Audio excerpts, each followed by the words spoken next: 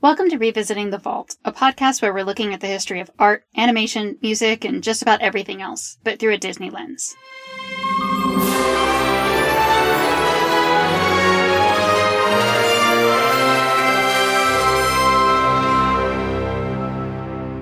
Did you notice in this one, the animal animation in Bongo's story is very mixed. There's some that are really good, and then there's Bongo. It's very much way less sophisticated, I would say. Like the drawing style, all of it is much more cartoony. Right. And I was kind of wondering about, is this to make him less scary? Or is it because he's going to do a lot more moving and a lot more stuff than the rest? And so they can make them fancier because they're more stationary? I'm not sure. And I do wonder if there's, because I know there's a little bit of the way that they divided the work at the time was you would have one animator who was working on Bongo and then a different animator who was working on Lumpjaw.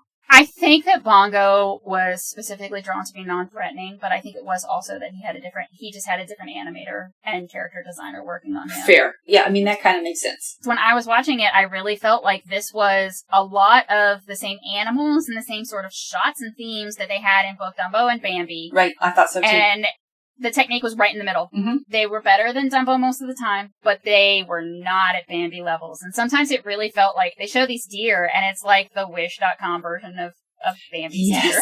Yes. It's the knockoffs. They're close, but they're just not. You don't know why they're not quite right, but they're not quite there. We've got this Bongo the circus bear, and I'm describing the plot because I will say right up front here, do not watch this short. Don't. There is nothing redeemable in this part. Mickey and the Beanstalk has some merit, and I had some fun with it when I was a kid. I enjoyed watching it when I was a kid.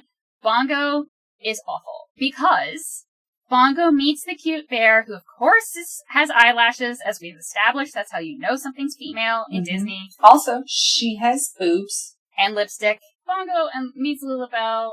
Bongo is a circus bear who has been exploited by the circus. And it's not the happy captive narrative that you've seen, where, he doesn't suddenly decide, oh, it was better the circus, I should go home. He wants out and he gets out. And he's like, oh, life out here is tougher than I thought it was going to be. When he gets out and he's wandering around, and especially when he has that first night where the forest is so loud, that was exactly my experience when I went camping in Harper's Ferry a few years back. It's so loud at night. You do not go to the forest for peace and quiet, people. Mm-hmm. There are frogs, there are bugs, there's everything, and it's very loud all night.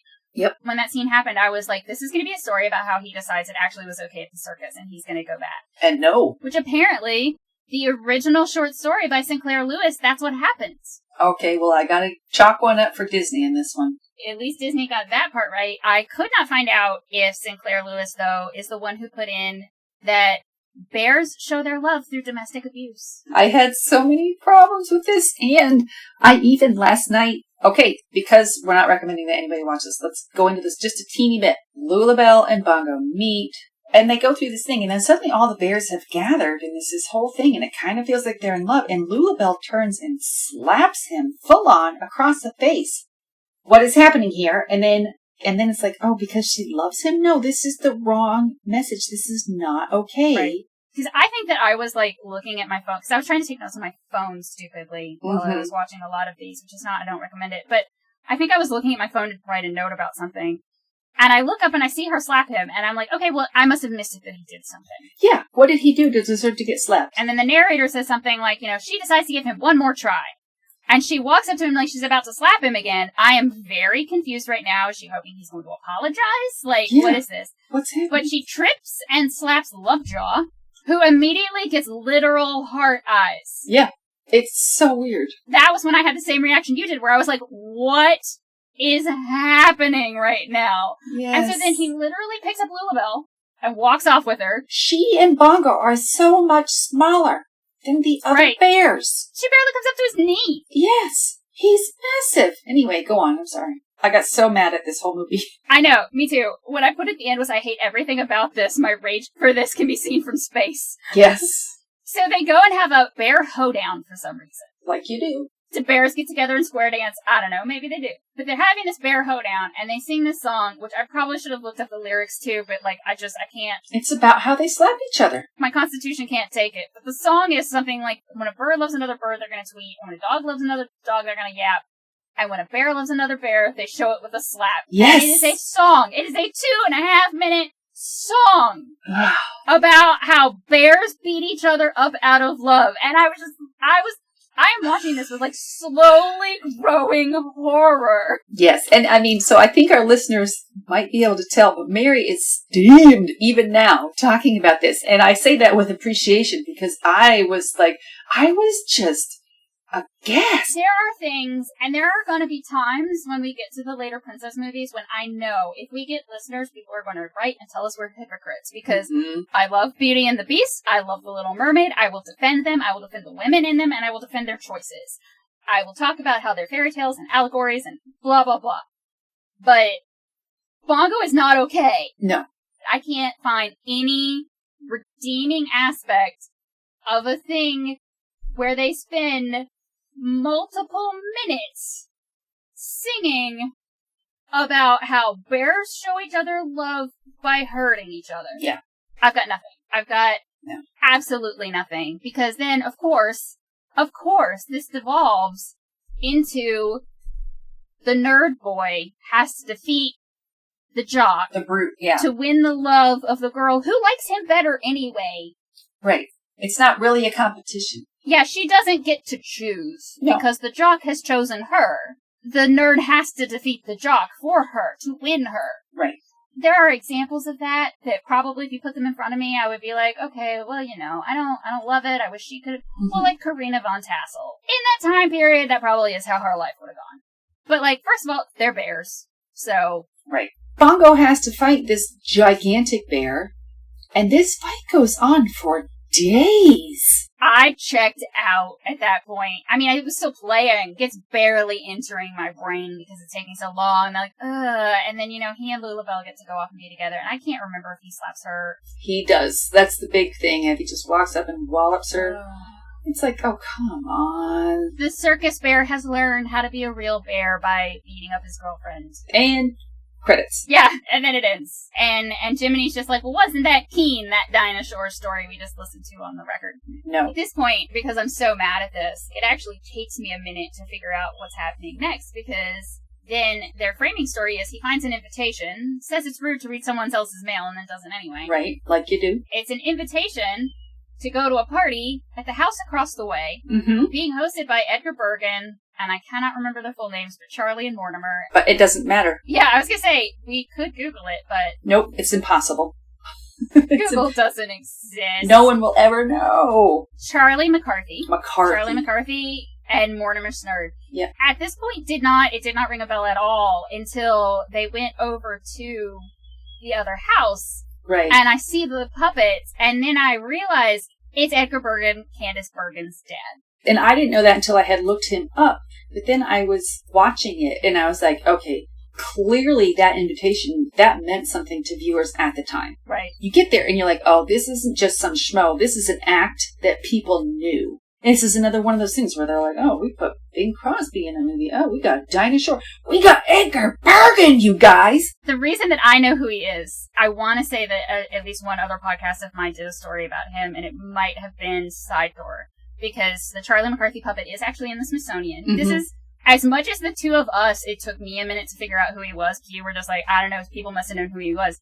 He was very famous in his time. Once I researched him, I was like, oh, okay. To the point where his puppet is in the Smithsonian, because it's considered that important. Right. The way that I learned a lot about him was because Candace Bergen was on Wait, They'll Tell Me, the NPR show. And I'm going to read this exchange to you, because it's one of my favorite things. Peter Sagal's talking about it. Your father, again, for those who don't know, was the world's most famous and successful ventriloquist. He had a dummy, Charlie McCarthy, and then she interrupts, and Candace Bergen is like, he was a famous ventriloquist on the radio. And so the other panel is like, wait, what?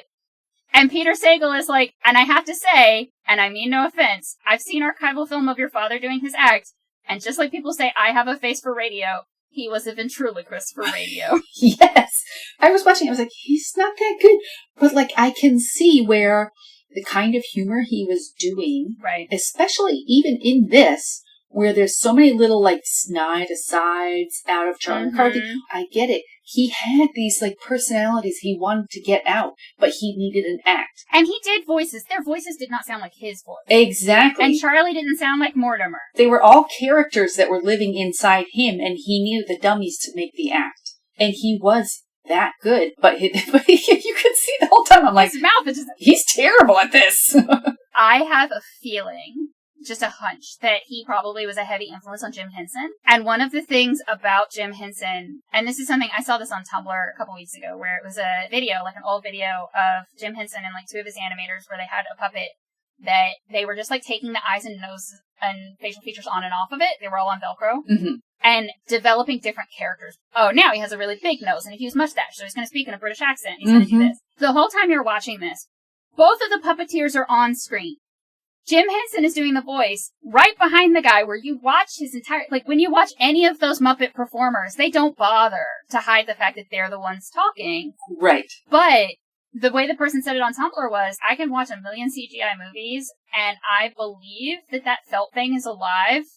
Even though I can see the people moving it and I see the man's mouth moving, I believe that that piece of felt is alive more than I do most of that CGI. Mm-hmm. And that's the thing that Edgar Bergen was doing. You could see his mouth moving. You knew what he was doing. You knew what the shtick was. Right. But he was doing it so well. And I think it was a sign that people were like, oh, we can do this stuff and we don't have to actually throw our voice and like be perfect at it. We just need to be funny. A lot of the stuff was very topical, was very smart, and there was just a lot of like dry stuff that he was doing, and I was just like, while I am really weirded out by the idea of this party. So this story, we don't have to do this whole thing because this one is way more watchable than Bongo, so just skip to the middle of this 1 hour movie and start this one. So this story starts out as live action that is framed by animation, which is cool. It was a good effect, and it's like looking through a window of animation into a live action scene. It was cool. I mean, I'm sure that's not that technically difficult because you just have the frame and you're moving through it, but it was good regardless. Yeah. And then Jimmy, like we talked about earlier, he's added into the live action scenes, but it's a little girl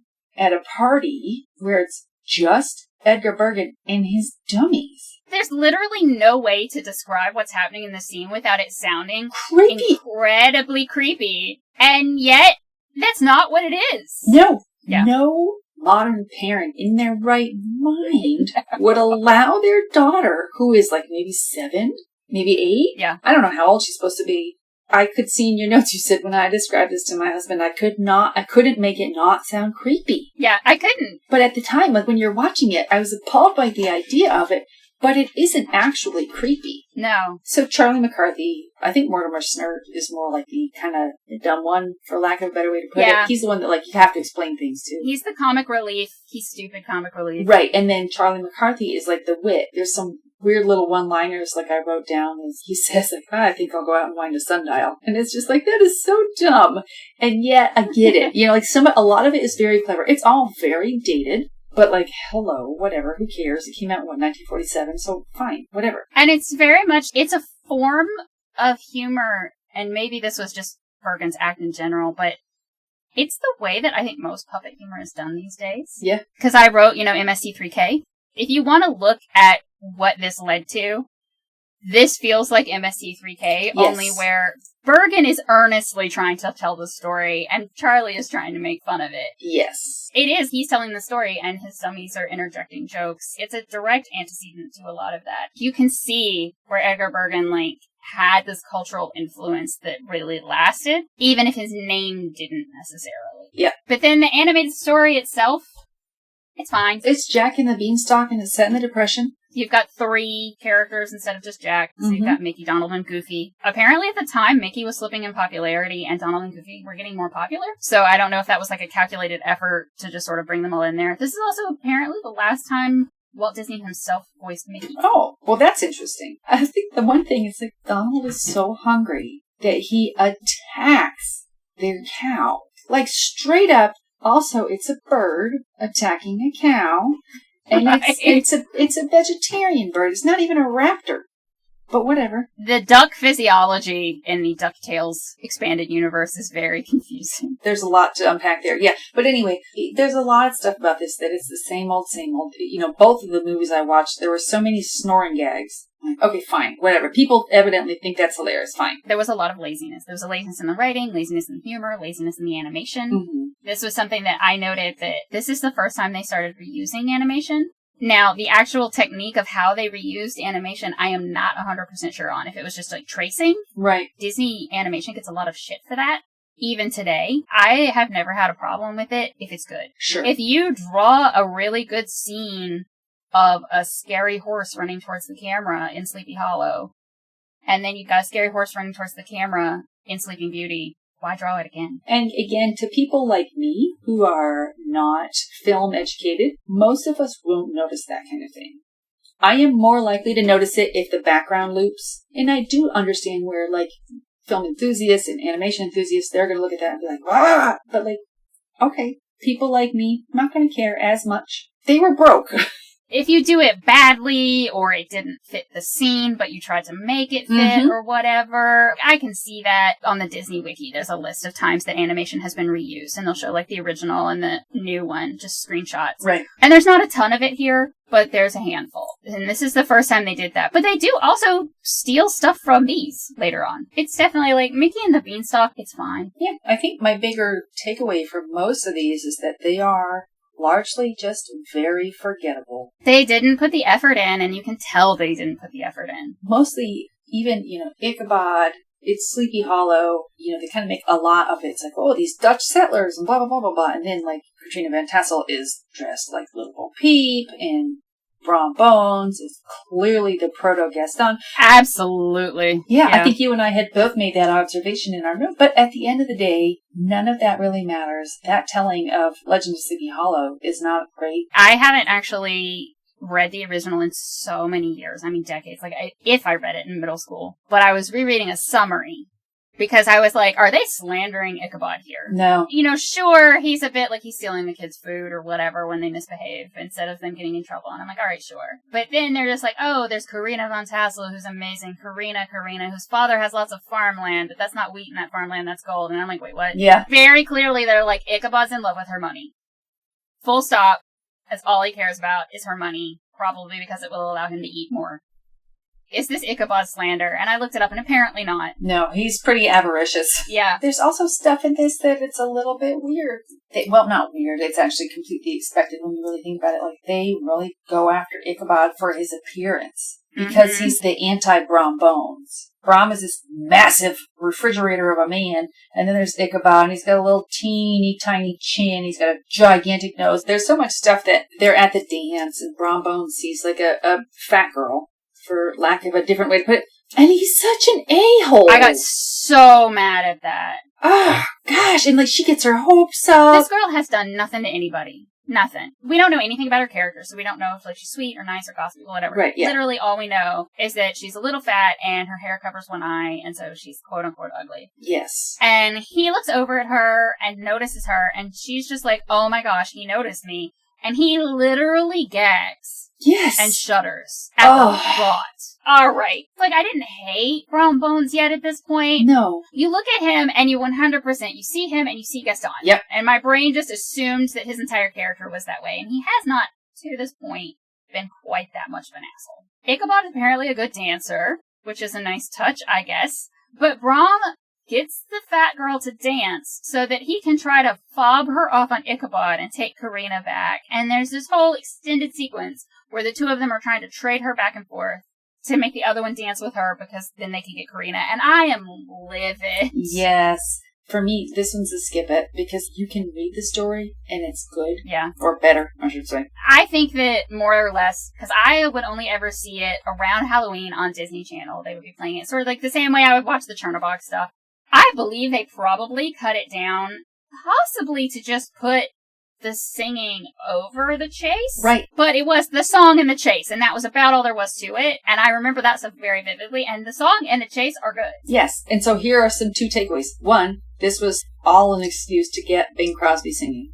Fine. No problem with that. I'll take it. Secondly, there was so much setup to get to the part of the story that everyone knows. And I get it. That's in the Washington Irving story as well. I understand that. But like when you think of the Legend of Sleepy Hollow, you think of the Headless Horseman. You don't think of Ichabod being a greedy schoolmaster. And you don't think of Brom Bones. And who, incidentally, gets the girl in the end? Ichabod leaves town. He's done. And Brom Bones marries her. You don't think of any of that stuff. You think of the horse and the Headless Horseman. I do think it's interesting that until this time watching it, I never would have ever thought that the horseman is actually Brom Bones in a costume. And then watching it this time, I was like, that horse looks like his horse. That didn't even occur to me because that's not in the story. Apparently, some people interpret the story that way, Sure. but others don't. That's another why. This one's totally forgettable. You can read the story. It's good enough on its own. It's got some problems, but whatever. It's a gazillion years old. You can get it on Audible, read by Tom Meissen, who played Ichabod Crane in the Sleepy Hollow modern day on Fox, which is tangentially related to the original story, we'll say, and is one of those shows that has an excellent first season and drops off precipitously. Go listen to it on audiobook with a lovely British man reading it and enjoy that. And maybe, find the song. Find the Bing Crosby song. Yeah. But otherwise, you're good. The animation that is my favorite, it's the most indelible image, I think, of the horse rearing back and the guy throwing the pumpkin. That animation is reused in Sleeping Beauty, so you'll get to see it later anyway. And this one, it's the second one in Ichabod and Mr. Toad, even though it's named first. I felt kind of the same way about The Wind in the Willows. Yeah, same. I think it's most notable for the fact that Mr. Toad's Wild Ride comes out of it, which is one of the most famous attractions when Disney opens, but it's fine. Yeah. It was a lot more enjoyable than I expected it to be, I'll be honest. You've got Mick Badger, who is very much the inspiration for a character on Scrooge McDuck later. Yes, I noticed that. I haven't read The Wind in the Willows. I found a lot of it very interesting. I thought that there were things in there that were very British, like unabashedly British. Yes, like Toad Hall. Yeah, Toad Hall.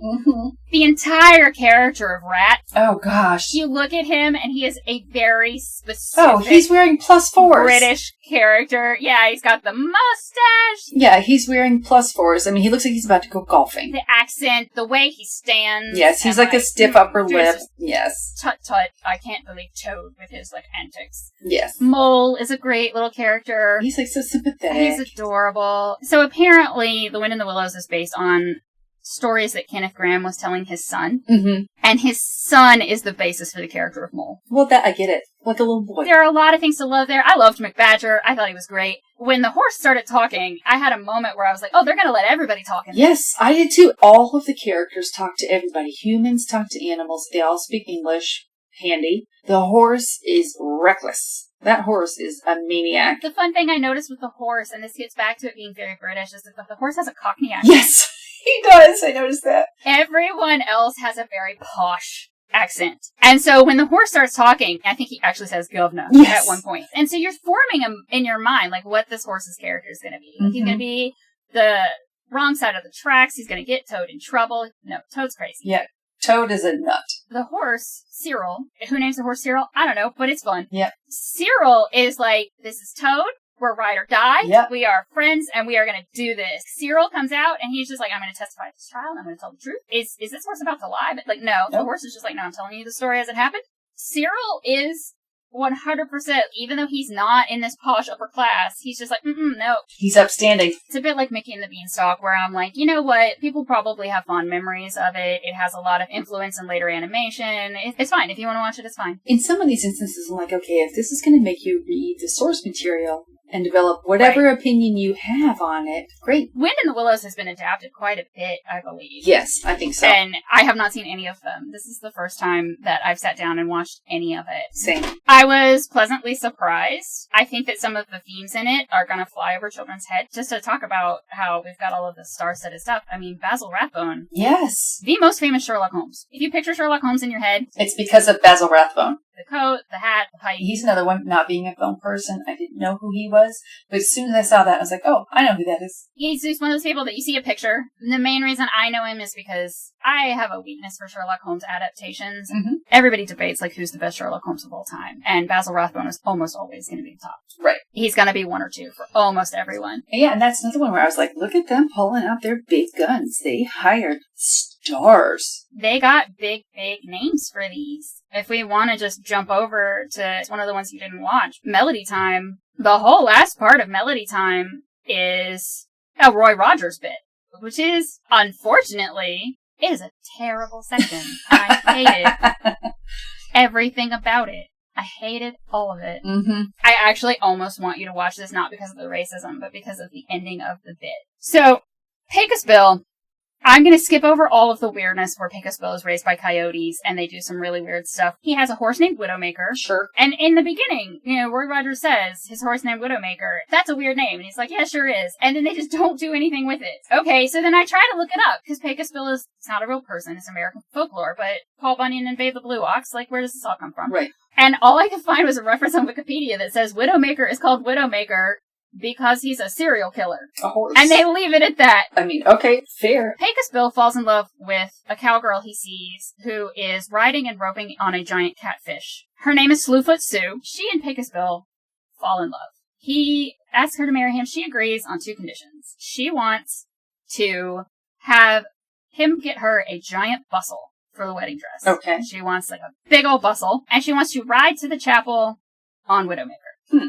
And Widowmaker at this point hates her because she took away his buddy. Yeah. His BFF. So then she goes over, she gets on the horse, and at first it's fine because she's a cowgirl. Mm-hmm. She can ride a bucking horse. But then the bustle. She didn't account for that bustle. Gets in the way. So she's bouncing too much on that, and he bucks her off. And then the bustle bounces on the ground. Okay. Every time she hits the ground, it bounces her higher and higher. Like a spring. Because we've invented perpetual motion machines, apparently. Yep. And she bounces all the way to the moon and stays there. Well, actually, that part is factual. That's why women don't wear bustle skirts anymore, is because they kept bouncing to outer space. They just kept ending up on the moon. I can't with that section. Some of the inspiration for some of these shorts is Americana, which makes sense for the time frame they're in. Right. Make Mine Music has Casey at the bat. You've got Johnny Appleseed. Apparently Johnny Appleseed was the first Disney animation character that was based on an actual person. Yes. This is their first example of whenever they talk about real people and whenever they use like the mythology of another culture and they Disneyfy it. Yes.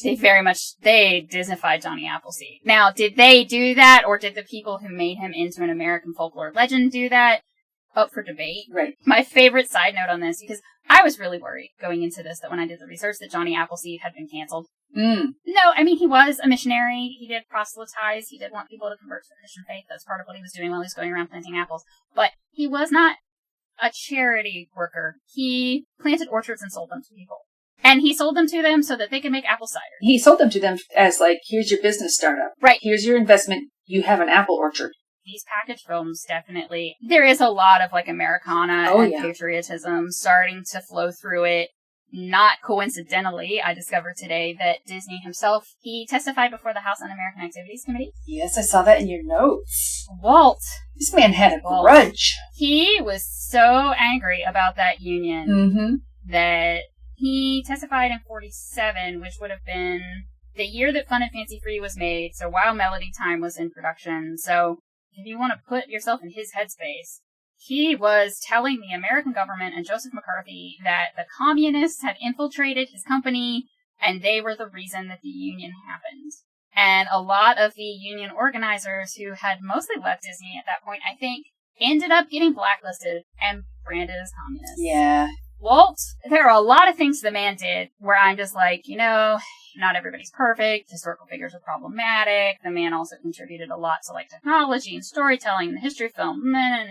Right. You got people blacklisted, dude. And because you were pissed because you had to pay him more and treat him better. You got mad because they said, hey, actually, we're not working here for the love of animation. We're working here because we want to be treated well. Hungry. He doubled down so bad, he joined McCarthy. Yeah, he sold his soul. Anybody that doesn't know what I'm talking about, that doesn't know what House Un-American Activities Committee is, please go listen to the season if you must remember this. It's about it.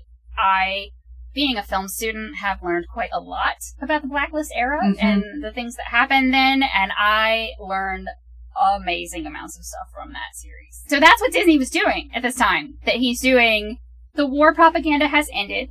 He moved from the war propaganda films into making these Isn't America Great, Greatest Generation archetypal things. Right. This is when all the boomers were being born and they grew up fed on all of that stuff. And when you put it in that bigger context, you're like, well, of course he did. Casey at the Bat, Paul Bunyan, those sort of American mythology things that Disney has done a lot of.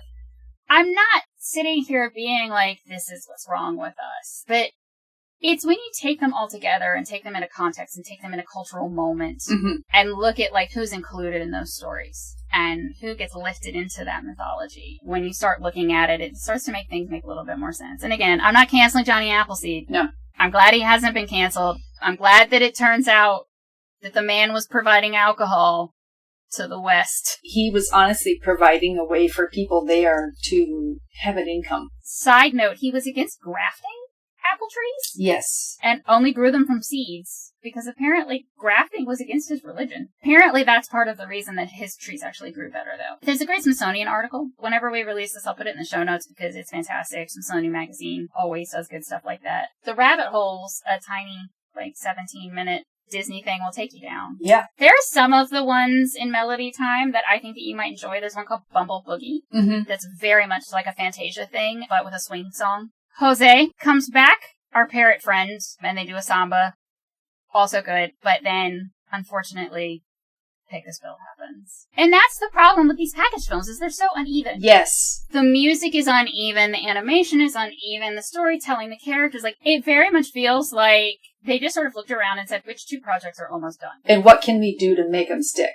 There's one in Make Mine Music, the one I mentioned that was supposed to be Declare de Lune, and then they did new music for it. It was originally considered Fantasia. Yeah, we've got this. Let's use it. There are some places where they use different art styles, very different art styles, but they do it in a way that's really good. There's especially a watercolor in Saludos Amigos. It's where Jose comes out, and that's beautiful. It's really well done. It's a little bit different from their traditional style. I really love it. The next time Jose comes out in Three Caballeros, he does a whole song about Bahia, which is a city in Brazil, and they do a thing where it looks like chalk pastels.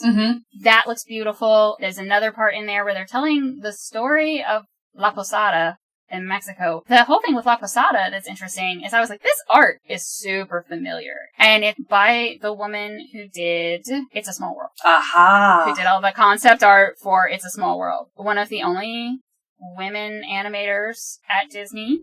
So it's all based on Mary Blair's watercolors, and her watercolors and concept art are really what led to It's a Small World. There's a lot of just little bits like that where they did some experimental stuff, a little bit in the way that they did in Fantasia. I can't get that mad at that, except for the fact that, this is kind of the last time they do it. Right. Maybe because, Cinderella comes out in, 1951? 1950. But yeah. They were well into the post-war boom, and it does kind of feel like, so, spoiler alert, listeners, next up is Cinderella. We're really going to get into the movies that we think, when you think of a Disney movie, you don't think of these. You think of Cinderella. This next stretch is the heaviest of the heavy hitters. Right. These are the big deal movies that make Disney Disney. This is the first golden age of Disney. This is when we're going to get Cinderella. We're going to get Alice in Wonderland. We're going to get Sleeping Beauty. We're about to get into a string that is hit after hit after hit. I would wager that anybody our generation, the first thing they're going to, if you say name a classic Disney movie, they're going to go, oh, Cinderella. That's what and then we're getting into that era. Or they might say, oh, Sleeping Beauty. That's where the people are going to start. Bringing it back to these package films, they did these package films during the war years because they were going broke. These package films, if they didn't exist, nothing that came after exists. The 1-2 punch of Fantasia and Bambi would have sunk them. Pinocchio, Fantasia, Dumbo, and Bambi. All of those together, which were not commercially successful because of the war, not necessarily because they weren't popular, because they were thought of as not being good, right? But were not commercially successful, they would have folded. If not for the propaganda films they were making for the War Department, that very much was part of bankrolling them, a grant from the State Department. Sure. And then doing this thing where it very much was them looking around and being like, you with Toad, you with Ichabod, we're putting them together. Yep. If they hadn't done this and done what they needed to do in these years, Cinderella couldn't have happened. Right. This was the make it work phase. Our Cinderella episode's going to be long. I do have to say, these package films made me eager to watch Cinderella. So on that note, I think we should leave that as a tease. Watch Cinderella. We probably don't have to tell you twice. Just watch it. Jeez.